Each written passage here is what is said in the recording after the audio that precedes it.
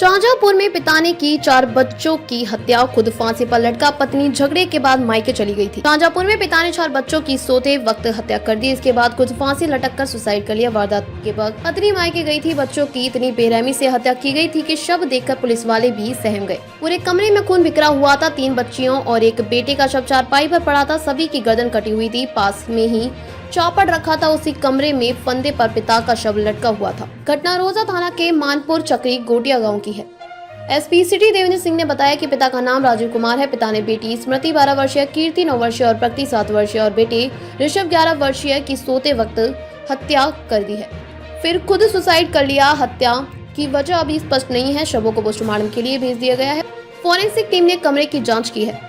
वारदात के वक्त घर में पिता और 4 बच्चे ही थे। राजीव के पिता पृथ्वीराज ने पुलिस को बताया कि वह घर के बाहर थोड़ी दूर खेत में सोता था। गुरुवार सुबह करीब 6 बजे घर पहुंचे तो गेट अंदर से बंद था।